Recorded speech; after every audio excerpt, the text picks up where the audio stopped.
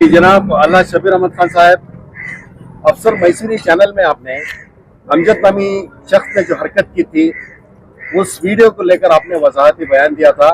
उसमें आपने अफसर मैसूरी की जो न्यूज़ थी उसको लेकर फिक्र जाहिर की थी और ऐसा ना हो इस सिलसिले में अपना बयान दिया था। तो अफसर मैसूरी के वीडियो में भी उन्होंने अमजद के बारे में खुले तौर पर तमाम चीज़ें साफ की हैं, लेकिन अब आज आपने बुलाया है, इस सिलसिले में क्या कहना चाहिए? अस्सलाम वालेकुम रहमतुल्लाहि व बरकातुहू।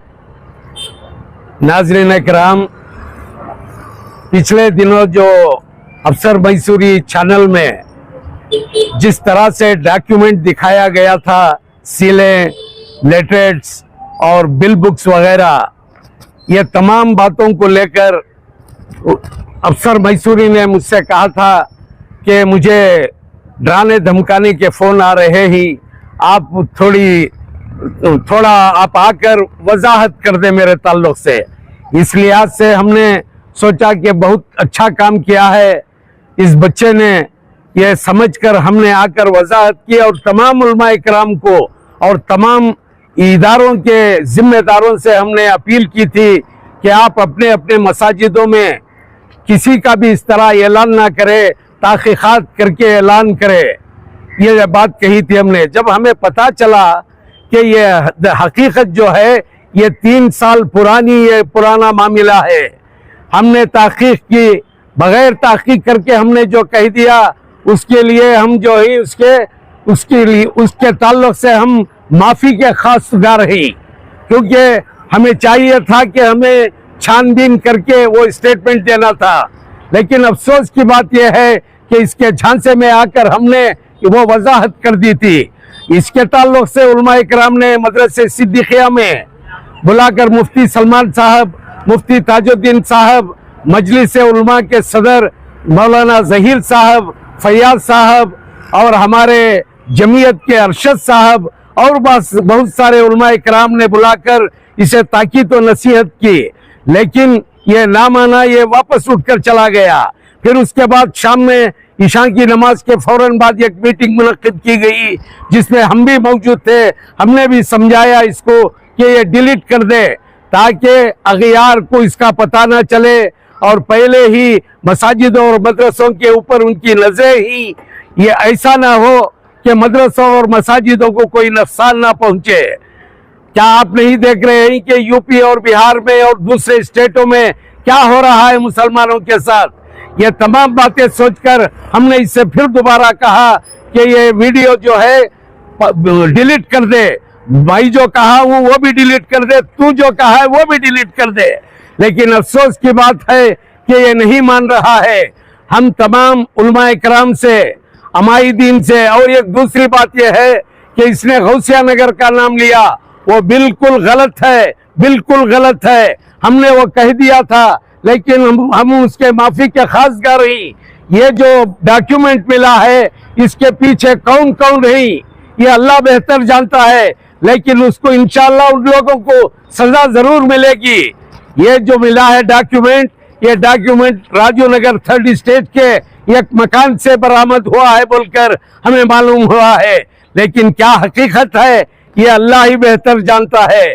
हम दोबारा इसी चैनल से हम हमारे अफसर मैसूरी को ये कहना चाहेंगे कि अल्लाह और रसूल का वास्ता है, ये अगियार इससे फायदा ना उठाए, नाजायज फायदा उठाकर इदारों के ऊपर वो हावी ना हो, इसलिए तुम डिलीट कर दो इसको, इस मामले को खत्म कर दो कि आगे कोई मामला इसका अंजाम बुरा ना हो। जी शबीर अहमद खान साहब, इस वजाहत को आपको बेहतर होता है कि अफसर मैसूरी को यहाँ पर बुलाते हैं और उन्हीं को ये जवाब देते हैं, क्यों आपने उनको नहीं बुलाया? हम और हमारे मौलाना जहीर साहब मजलिस उलमा के सदर कल उसके मकान पर पहुंचे, उनके बहनवी साथ को साथ लेकर हमने समझाया, मौलाना साहब ने भी समझाया, लेकिन वो समझने के लिए तैयार नहीं है। इसलिए उसे हमने कहा कि आज शाम को तो वो तमाम मामले को डिलीट कर दे, लेकिन उसने ऐसा नहीं किया।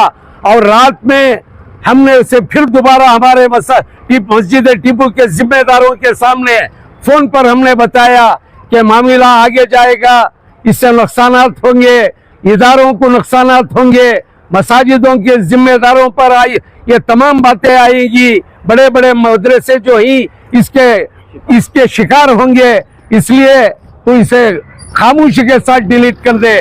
तो उसने कह दिया कि भाई मामा मैं डिलीट नहीं करूंगा, चाहे जो कुछ भी हो जाए मैं डिलीट नहीं करूंगा। अच्छा, वो डिलीट ना करने का सबब क्या बता रहे?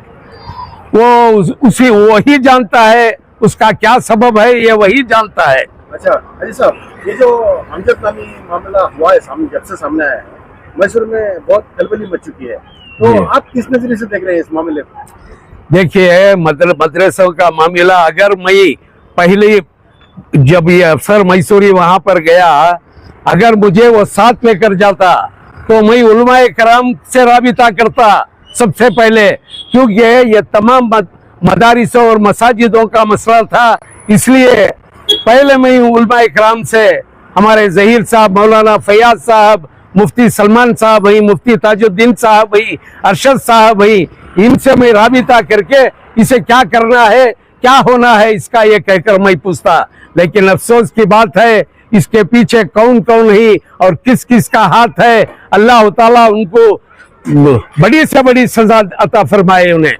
तो आखिर में नाज़रीन को क्या कहना चाहेंगे इस मामले को लेकर, किस तरह सोचा जाए, क्या आगे क्या इक़दाम किया जाए?